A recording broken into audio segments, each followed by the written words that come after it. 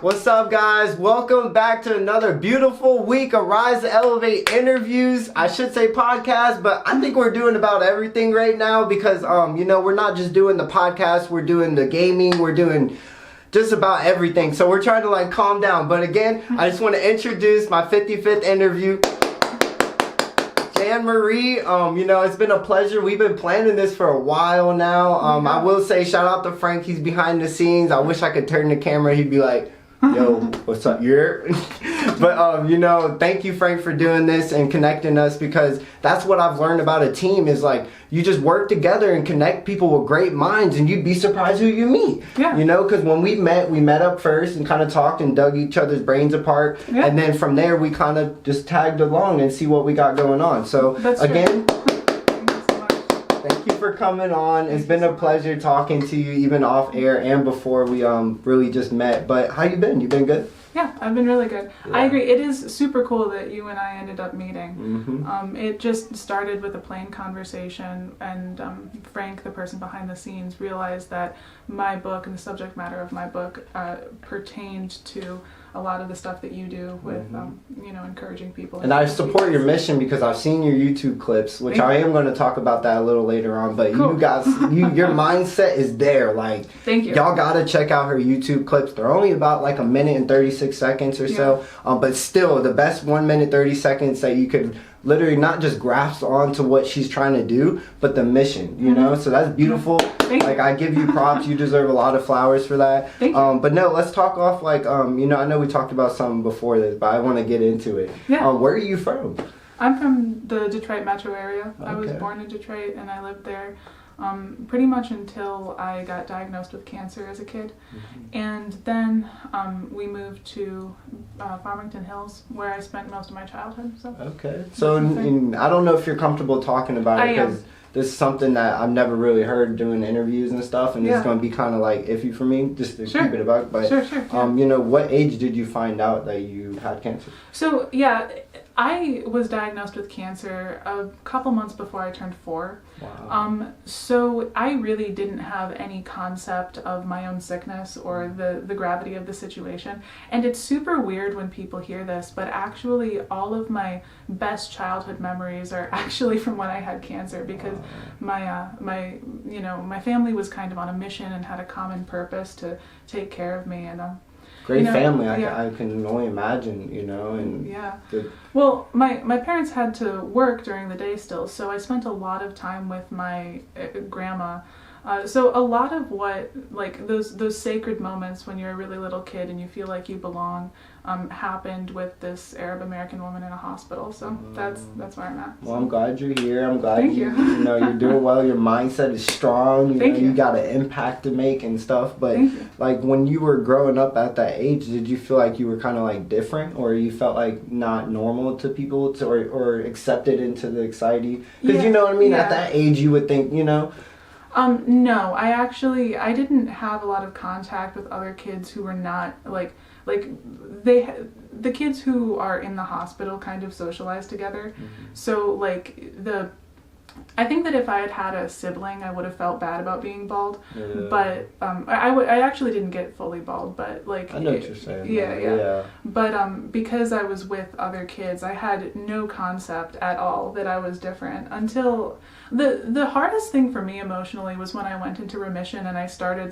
going to school and having to live a normal life. What age? What time period was that? Was that like middle school? You started going to public schools? No, this was elementary school. Okay, so you're still there. Okay. Yeah. But it was still I've never really loved school. There's some people who love school. I've never really been that person. But I think that school got really hard about 3rd grade, and it continued going forward, and that didn't stop me from being a writer and, developing a professional vocabulary and all the things that you have to do. I feel fuels you to write more, because some people may not understand what you're exactly trying to say off words, but when you write it down in the book, you can grasp so many things or express yourself in so many directions that you can't say off verbal contact. Yeah, that's exactly right. I'm proud of you, I really am, and I'm glad to be able to talk to you. Thank you. Because some people give up, and I feel since I met you, you're the type of person who doesn't give up no matter what. So Thank you so much. You know, going through elementary school and middle school transitioning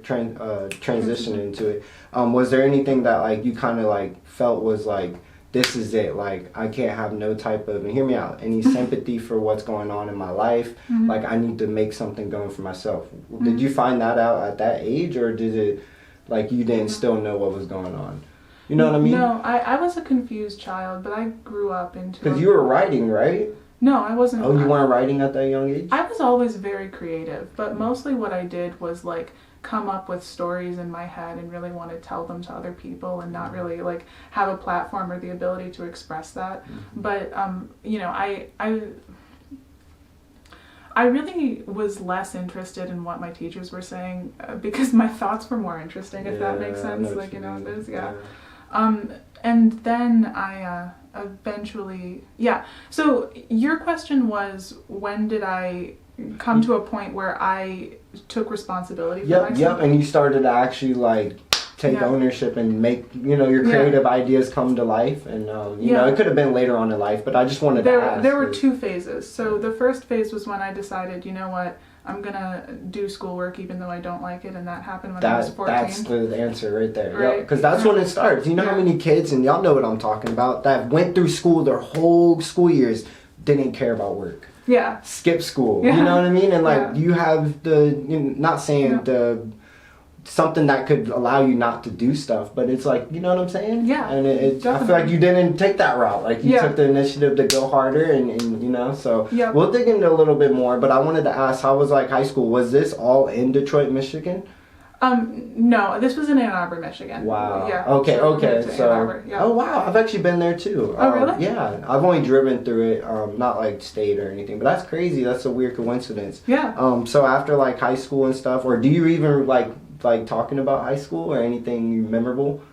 Yeah. I mean, So the thing about it is that I like forced myself to do work, but the motivation for doing the work was very much like, I want recognition, I want to get into a good college, and I want to prove to the people around me that I'm as good or better than the people around me. Were you in like book clubs and stuff like that in high school? Or? I ran cross country, and I was also like the president of like a couple stupid clubs. It was all ambition for something that I didn't really understand what I wanted. But that's how you lead. That's what leads you up to the bigger mission, right? You know, and that's, you learn from that. And like you said, stupid man, be stupid, but you wouldn't be here right now if you did not do that, because you'd be doing something else. So that's true. It's cool though, and I think that's awesome. So after high school, you graduated, and you know, you went to college, or what was after high school? I went to Emory in Atlanta, Georgia. Wow. Yeah, and that was where I really came into myself.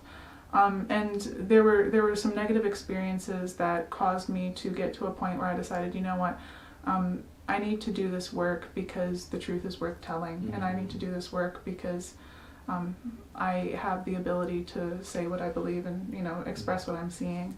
And that's where I stopped like forcing myself to do work because of negative emotions, and instead like encouraged myself to do work because of positive emotions. Right. Yeah, but that actually, and I want to talk about this. So there were two really big instances in which relationships caused me to shift my mindset, right? So in late high school, I fell head over heels in love with a man who he's like half Uzbek, and he didn't really ever fit in our high school, and I had so much baggage about how I felt weird, and like I hated myself for being like awkward and fat and stupid and standoffish, and I had so many negative perceptions about myself, and I fell in love with this human who was so okay with who he was, and so smart. He was so incredibly smart to talk to. And we got into this relationship that became really abusive really quickly. And that was kind of unusual because I didn't think that I was going to get into an abusive relationship. Like I never thought. I always had the expectation that I would have like enough self-respect to not be in that. But that's what love does, you know? Like it makes you think these weird things, and then it's like facing reality of like what is true, you know what I mean? Especially when you're in love with somebody, because we all just do Right, the exactly. unbelievable, you know? Yeah, it is. Yep, it was absolutely like that moment where you're like, wow, I feel like, you know, I feel like me beyond me when I'm with him. And so the relationship got really bad really quickly. And I can tell you, one, that there were instances where like he got physically abusive towards me, but that was not the worst part of it. I like got mean back at him. Like, I don't know how to say it any other way, but like as a female, I do like have a higher emotional intelligence than like, I don't know, like I have the average emotional intelligence of a female, right? So when he would get angry at me and like we would fight, I would like conscientiously think like, how can I hurt this human being? How can I like rip apart his self-esteem? Because like he had just like, I don't know, one time he slapped me in the face and another time he just like shoved me down and whatever. So I got to a point where I was like, I remember one instance, and this is something that I talk about in my book because it was a important moment for me understanding the depth of human cruelty. This guy was like traumatized from Uzbekistan because Uzbekistan's a terrible place. And he had a problematic relationship with some of his family members. So I turned to him and I said, see, this is why your mother never loved you.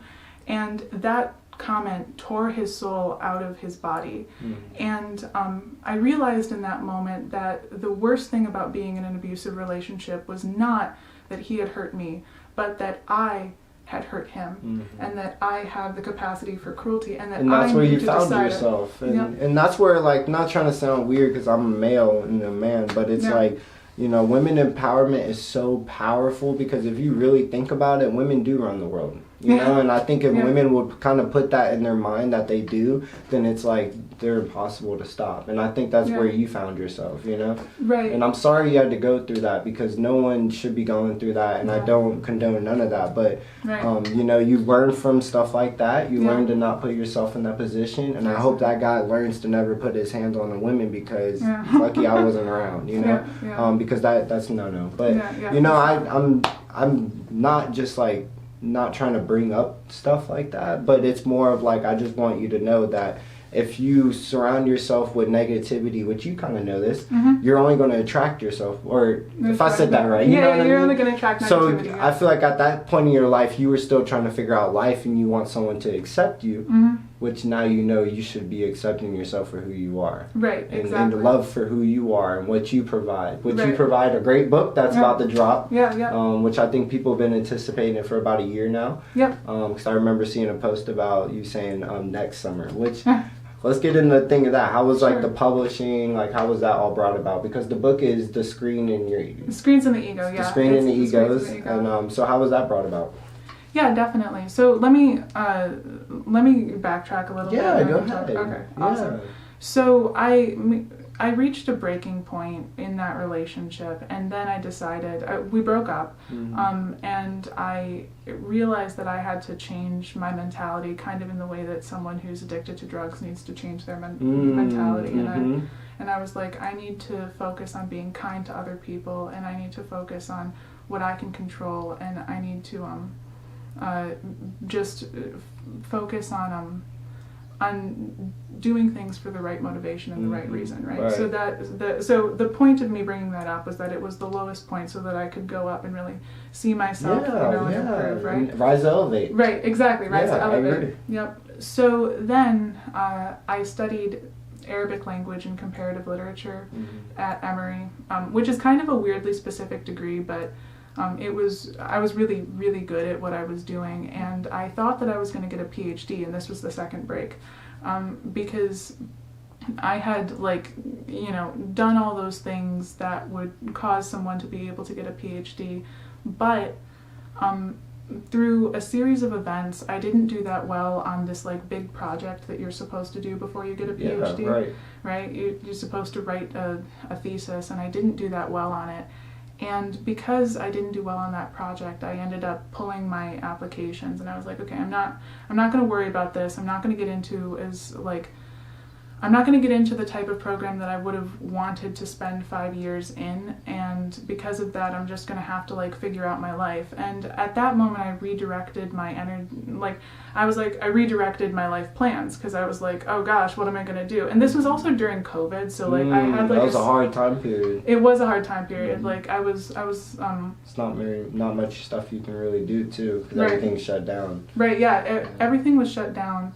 I didn't really have access to the community that had kept me going for a long time. And, you know, every single time I thought about my thesis, I would just start sobbing, like, behind my mask. And I was like, what am I, you know, what's going to happen, right? Like, so one day I was walking my Chihuahua through the woods, which is the main thing that I did during COVID. All I did was walk. And at one point I tripped and I fell. And it was really annoying, because I was like, you know, I had mud on my body and it was just terrible. And I was just like, you know what, I'm going to lay in the mud. And I reached a second low point in my life where I was like, okay, I have to consciously decide to get up. And it took me a very long time as I was laying in the mud to decide to get up. But that moment, I said, yes, I am going to get up. And I went home. And I wrote the finishing scene to the first short story in my book. It's called My Brother the Fanatic. And My Brother the Fanatic is a story about two twins from Uzbekistan. Uzbekistan is a Muslim country, right? So they're a boy and a girl, and they immigrate to America because of a series of situations. And the girl, like, integrates into American culture and starts like dating and like has a life that's like really American, but the boy doesn't want to integrate into American culture because he thinks that it's disrespectful to the memory of their father and like all the stuff that like men in the Middle East are going through. It's like really, really hard. So this like was all basically like, not saying to backtrack, but all influenced from that one relationship? Yes, it was. And that's something that I feel like you didn't feel, but you kind of like took it and ran with it, because it's like it happened for a reason. Are you a firm believer that everything happens for a reason? Absolutely am. I absolutely am. And you know, even first of all, it's like statistically improbable that like I would get into a relation or whatever. Like it's statistically improbable enough that like everything has to happen for a reason, right? But in addition to that, like there was also kind of the conscious decision of like, you know what, I'm gonna think about this. And My Brother the Fanatic is really, really quite a good story. It's quite a good story. It ends in like people deciding to love each other, and it talks about struggles that a lot of cultures are facing.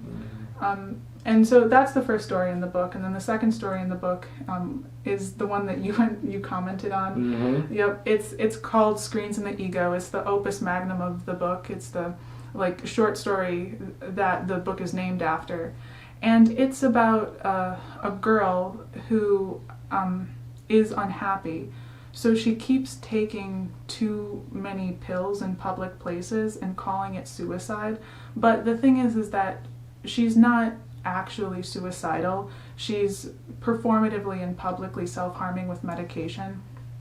And it's a story about her relationship with her friend, who's me in the story. Like I'm the first person narrator who's talking about this friend and how she's psychologically developing. And the thing is that the doctors who are treating this girl, her name is Deep in the story, they won't accept that she's not suicidal, and the girl very clearly is like she can't get out of her own head, right? She just always thinks about herself, always thinks about things from her own perspective, and just is like really classically narcissistic, right? And the doctors responded to this woman who's suffering from narcissism by like prescribing psychotherapy, which is where you sit in a room with someone who's paid to affirm you and say things like, you know, I totally understand your perspective, you have to prioritize yourself. And sometimes that's really good. Like if I had had access to therapy when I was going through like all the stuff that I've been through, I would have benefited from it. But if a person is struggling with narcissism, like you kind of have to adapt your treatment programs to the issues that this person is facing.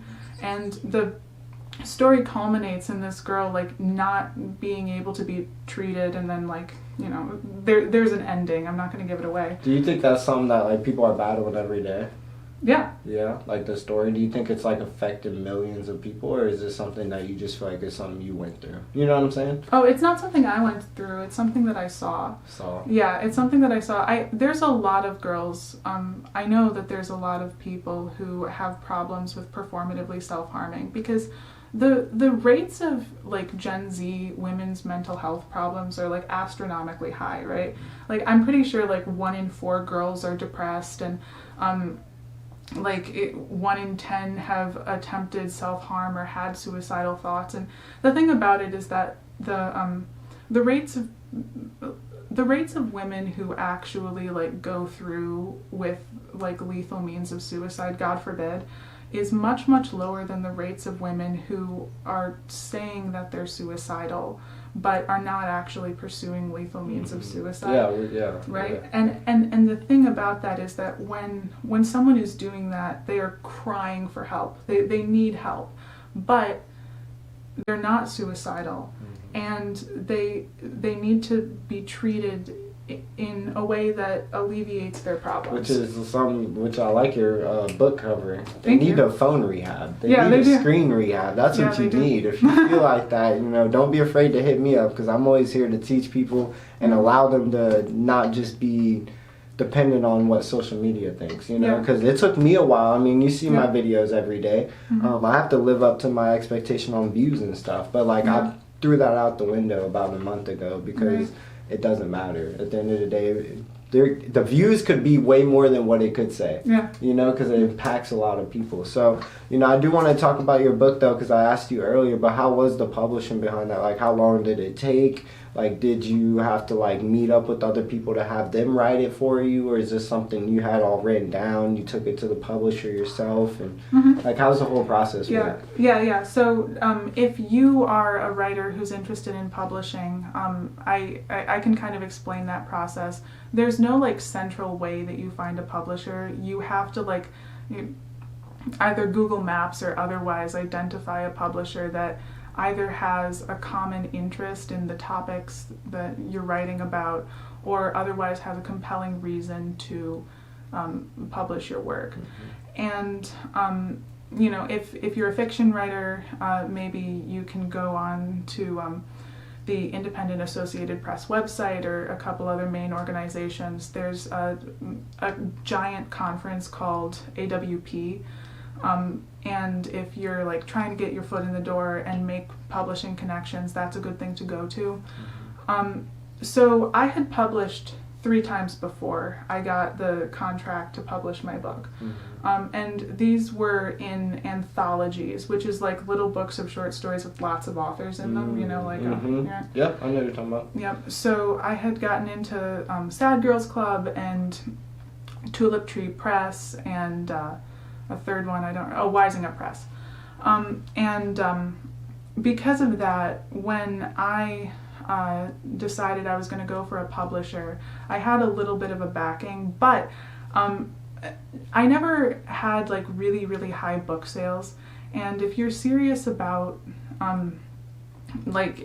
producing a thing that's high quality, that's, you know, has 0 typos, a great cover, is going to be on Audible like my book, like it's a lot harder to find a publisher because they have to put down money for you, right? So it is really hard to find someone who is going to put down money for you. What about the whole like writing part? Like, was that cake for you? Like writing the whole book? And it's the most natural thing in the world for me to do.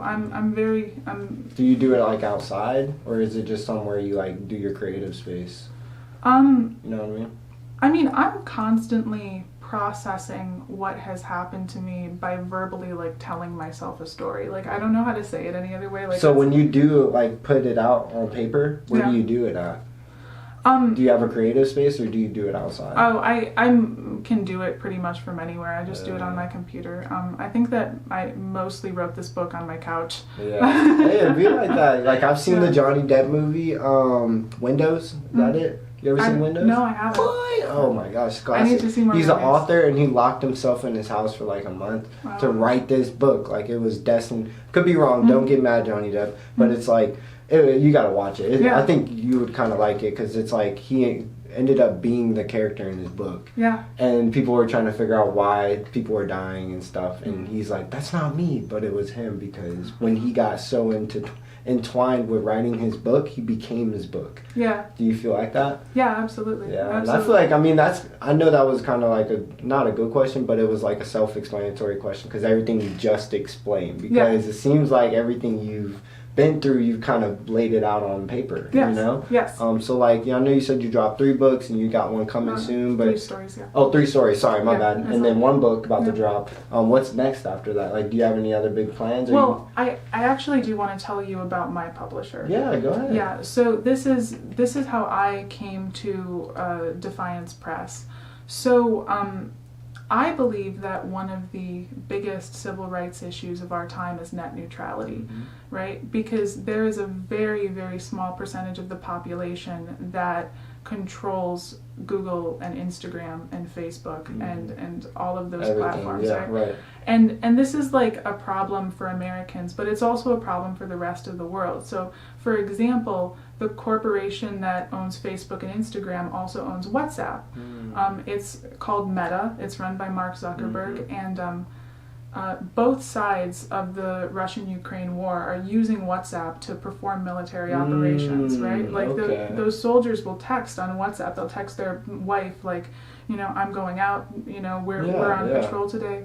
And, you know, there's just no part of me that believes that the corporation who owns WhatsApp could collect that data and not somehow be involved in the situation. And that's something I feel like is like, not saying it's like, you know, all that other stuff, but it's all powered. Like, it's all controlled for a reason. It is. And it is all controlled. That's why, me personally, and I know it sounds kind of hypocritical because I tell people to stay off your phones, but I don't care. I want them to make a clone of me and use them in a good way. You know what I mean? Like, it'd be fire to have another one of me because I know how to shut them down. You know what I mean? But so that's how I feel about that. But you got to also let the world know your mission, because they can't beat love. No. Nothing in this world can beat love. Like, even if it's still bad moments and all that stuff, like, nothing will ever beat love. So no one would ever be able to beat your authentic self, you know? So that, the collecting data and stuff, like, there's really not much we can do because they're collecting data off this interview right now. Yeah, they are. So it's really impossible. And I'm agreeing. That's why I've kind of just, like,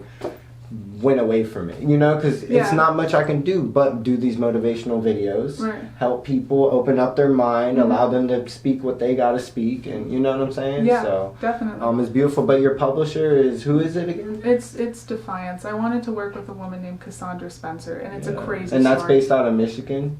No, it's based out of Texas. Oh, wow. Yeah. Oh, so that's what wants to lead you. Okay. Yeah. Oh, that would be awesome. That's a big change for you probably, because you'll be a lot more interactive with your people probably. Yeah. So is that the next big move actually? Yeah, it is. Yeah, so that's awesome. Yeah.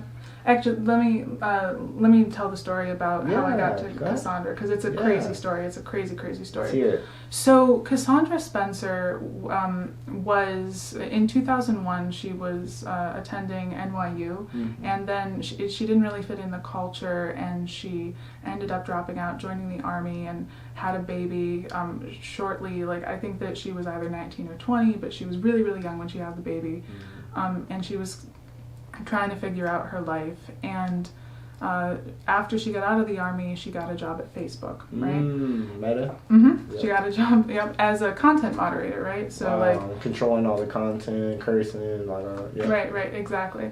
And you know, a lot of what she did was like, hey, you can't post copyrighted material like a Disney movie on Facebook, delete. But she noticed on the back end of, you know, what she was seeing on her end, that there was this little tag that was either IA or AI, but I'm pretty sure it was IA. Probably is. I thought it was AI. AI _live action _deboost, and she didn't really understand what this back end tag was. So she was like asking around and no one really understood. And then she realized that it was a piece of code that would suppress your content if whoever runs Facebook decided that you shouldn't have your content widely circulated, you know? And the excuse that they were using for putting this back-end code in is that they were like trying to suppress like alt-right, super, you know, scary, bad politics. Especially during like COVID and stuff, and they had the riots and stuff. Like they were probably trying to control a lot of things being put out. Yeah. You know, like the rock thing that was going around, the conspiracy. No, what was how the that? rocks were provided for people during the riots. No. There was like people, or there was pictures circulating on the internet that the government was providing rocks for people to throw at stuff and stuff. That's So that's you know, crazy. I'm all in that. I think it's crazy that they even allow such a thing, because there's people out here that put their lives in the content they put in. Like me and my partner, we put in work in our videos. We don't just do, you know what I mean? So it sucks. But do you think that like they should try to eliminate social media as a whole, or is this something that you think someone in the higher up in that area, not Mark Zuckerberg, but like someone needs to change something? Is that what you kind of feel like? Yeah, I do. I think that I at least think that Facebook needs to have a public policy where it's like, you know, this is the exact standards of the content that we allow and do not allow on the platform. Because they're getting sued right now. Yeah, they are getting sued. That's the thing. Money. Yeah, that's the thing about Cassandra. So basically, they hadn't publicly said that they were putting this out, so she contacted an undercover journalist, and she wore a body cam for like 40 days, and she confirmed that they had this like piece of code on the back end, and then like one day these two like hulking men came up to her desk and they were like, "You need to come with us." And she was like, "What's going on?" And they were like, "We need to see your phone. This will be easier for you if we see your phone." And she was like, "I'm not giving you my phone." And she didn't end up giving them her phone, but she got banned from Facebook without ever without ever really like squaring it off with them or getting a fired letter or whatever it was. Definitely want to ask some questions off air, because I don't want to bring it up, but that's crazy right there. Yeah, especially go ahead, you're good. Oh, sorry. So the reason that I wanted to ally with this publisher was because I was interested in a publisher that is taking a real stand for net neutrality. And taking like I'm all with it too. That's awesome. So Thanks. You think that changed your life a lot? Or at least your mission? Yeah, I mean, my friendship with Cassandra has definitely like taught me how to be a better person and taught me how to be courageous, because a lot of people were criticizing her and like, you know, smearing her name, and she didn't. It's really, really hard to try to do the right thing, because like this woman is a single mom who was just trying to do the right thing. That's like all she is, and people were really coming after her, and because of that, I was like, you know what, this is something where I'm going to let go of my reputation and just do the best that I can to do the right thing. And that is why I chose Defiance Press, and that's my relationship right now. I'm glad you did too, Thanks. because in order to be able to push that movement and get your voice heard, you have to work together. Yep. You know, and that's where publishing and then the author, and it's like, wow. Yeah. That's cool though. I'm glad you actually backtracked on that, because I definitely would love. I think a lot of people would want to hear that, especially for the content creators, because I think right now what's going on Instagram, which is what Meta, is we're pushing out this content, this video, music video, author stuff, you know, sports stuff, and then no views. Yeah. And then we go and look at it, and you can pay to get your stuff looked at now, like your videos. Yes, you can. Imagine, I know I probably already said this in another interview, but imagine how many people pay to get their videos viewed daily. Yeah. So how is our stuff going to get viewed? Yeah. It never does. That's the back burner thing right there. And they think that they're going to be able to do it for so long, but eventually more people like you and great-minded people are going to come together and rally up and say, why is my content not getting viewed, you know? Right, exactly. And it's not fair. Like, no, and so, you know, I do want to just ask you, though, where can we find you on social media and stuff like that? I know you have a website. I do. Where can we find you? What is it? Yep, so I deleted all my social media when I was like going through a spiritual journey in COVID, so I had to remake it. So my social media is not very built up, but I do have a website, JaneMarieAuret.com, and if you're interested in publishing or interested in asking more questions, you can definitely reach out to me on the form on my website. I also have a public email that's out there. In addition to that, I have an Instagram and a TikTok and a Twitter. So love to hear that, because I needed to know that too. Which ones, like, I know we just had this whole thing about the conversation about the social media, but if you were to choose one to kind of like have a saving grace and like, please don't get rid of this social media app, which one would you use? Honestly, like, TikTok is probably the most scary, but TikTok is so good at getting me videos that I want to watch. I know what you mean. Like, it's so. But that's that's data mining. Yeah, it is. You know, like they're collecting what you click, what you like, and then they repeat it and be like, maybe she'll like this. You know, sorry. No, that's okay.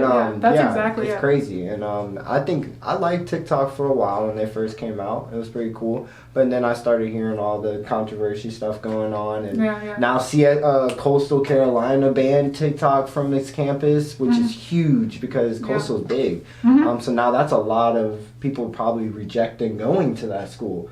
So let's talk about that. Do you think that like social media has played a big role to where it's like it's the world now? Like, you know what I mean? Absolutely. Do you think that's scary? I mean, yeah, I do think it's scary. Because there's a good and a bad. It is. Yeah. It is. Well, it's good because now you don't have to be within systems of wealth and power to have your voice heard, and that's amazing. We empowering people to speak and giving like someone who maybe doesn't have a connection to like New York Times, whatever. Like, I don't have connections to that. I'm just saying.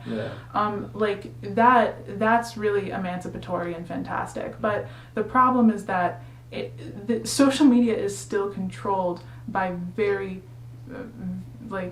small number of people who have immense control over society. Yeah, and like honestly, like it's a really big problem internationally where like there was a situation in Myanmar, I think, which is a country like between India and Vietnam. It's like a couple countries in. But basically they decided to cast out all the Muslims, and they just went into people's houses at gunpoint and marched them to the border of Bangladesh. Wow. And that's crazy. Well, the thing is that entire army was organized over like Facebook Messenger. Like the thing about that's scarier. Heck, man. Right, exactly. Like the most recent bout of civil unrest in Lebanon was called the WhatsApp revolution. And so, and that's like in addition to the fact that like the people who control the internet know every single text that you sent to your mom when you were 12. They know the type of pornography that you watched, everything. And it's just really scary to just. What do you? And I got two more questions. Sure. Sure. But I was going to ask. What are ways you think we can do to prevent people from getting, or what are ways for us to prevent the world to get this far in social media? Yeah. Before we start getting barcodes in our skin, like what are some ideas that you think, and kind of like grasp like small, but like, what would you do if you could? If you had all the money in the world right now and you had all the power, what would you do to make social media a safer place? I would not allow social media companies to randomly decide who gets promoted and who gets suppressed.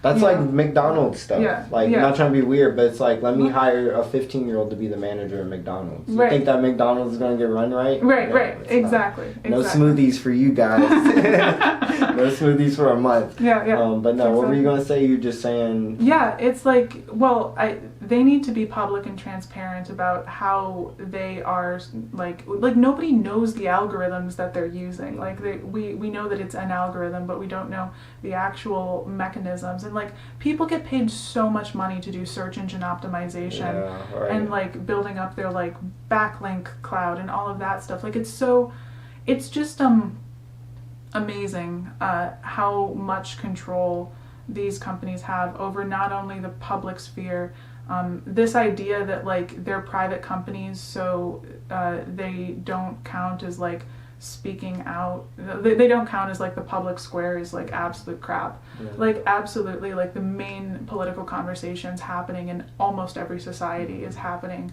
on Twitter, on Facebook. But that's one thing too, is like they low-key have a leverage. Yeah. You know what I mean? Because Yeah. they could be collecting, dining, mining, everything. Like you said earlier, I don't want to repeat, but they see the point on it. They see all this. Yeah, they do. And they're like, oh wow, President, da, da, da, da, you know, like, so it's real. And like this conversation has been very different, which is, I'm blessed to have encountered to meet you. And it's been a privilege to even talk to you, because your time is very important and you're on a mission. Thank you. And I'm blessed to even be able to see your book coming out soon. When does that come out? Do you have a July date? 11th. July 11th? Yep, Okay. Amazon and Audible July 11th. Yeah, I can't wait to read it. I definitely, like, I'm not a book person, but I have a lot of people giving me books, so I think I'm going to start reading books. It's like a sign, you know? Thank you. But I'm excited, and, you know, just one more question. Can you always be yourself when you wake up? Well, that's a hard question for me to answer. I know that the interview is ending. No, go for it. So, in order to do that, I need to have a better understanding of who I am. But what I can do is wake up in the morning with the intention to do the next right thing.